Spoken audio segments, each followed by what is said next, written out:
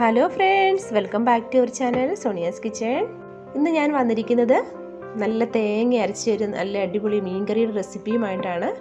നമ്മൾ കടകളിൽ നിന്നൊക്കെ കഴിക്കാറില്ലേ നല്ല ഓറഞ്ച് കളറിൽ നല്ലൊരു മീൻകറി. അപ്പോൾ ആ ഒരു മീൻകറിയാണ് ഞാനിന്നിവിടെ ഉണ്ടാക്കാനായിട്ട് പോകുന്നത്.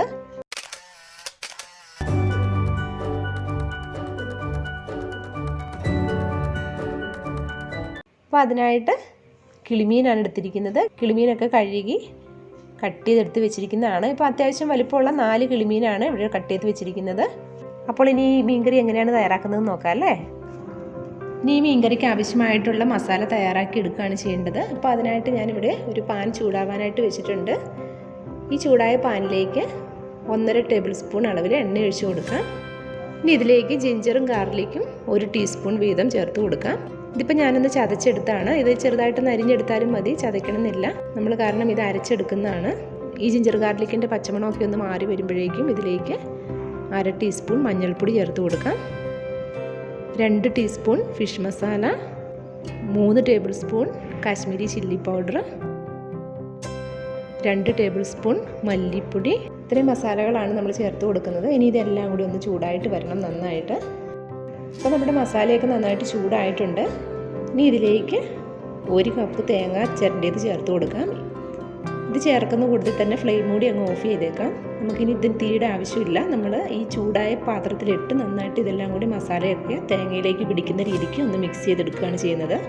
ഇനി ഈ മസാലക്കൂട്ട് ചെറുതായിട്ടൊന്ന് ആറി വരുമ്പോഴേക്കും മിക്സിയുടെ ജാറിലിട്ട് കുറച്ച് വെള്ളം ഒഴിച്ച് നന്നായിട്ട് അരച്ചെടുക്കാം. അപ്പോൾ അരയ്ക്കുമ്പോൾ നല്ല പേസ്റ്റ് രൂപത്തിൽ തന്നെ അരച്ചെടുക്കണം.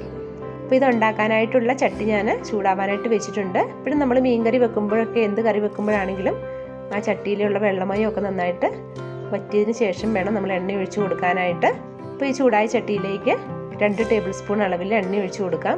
അപ്പോൾ വെളിച്ചെണ്ണ ഉണ്ടെന്നുണ്ടെങ്കിൽ വെളിച്ചെണ്ണ ഉപയോഗിക്കുക, അല്ലെന്നുണ്ടെങ്കിൽ സാധാരണ നമ്മൾ ഏത് ഓയിലാണോ ഉപയോഗിക്കുന്നത് ആ ഓയിലിൽ തന്നെ കറി വെക്കുക.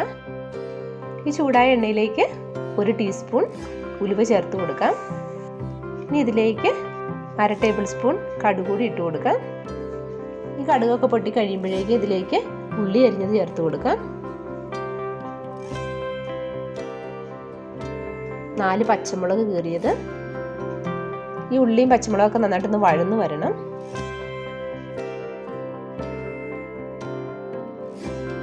ഈ ഉള്ളിയൊക്കെ നന്നായിട്ട് വഴന്ന് വന്നിട്ടുണ്ട്. ഇതിലേക്ക് 1 ടൊമാറ്റോ അരിഞ്ഞതുകൂടി ചേർത്ത് കൊടുക്കാം. ഇപ്പോൾ ടൊമാറ്റോ അരിയുമ്പോൾ എന്ന് വെച്ചാൽ നമ്മൾ കുറച്ച് വലിപ്പത്തിലാണ്, നീളത്തിൽ കനം കുറച്ചെടുത്താണ് അരിഞ്ഞെടുക്കുന്നത്.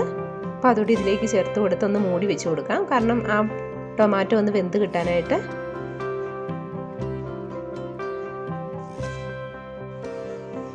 ഈ ടൊമാറ്റോ ഒക്കെ ഇപ്പം നന്നായിട്ട് വാടി വന്നിട്ടുണ്ട്.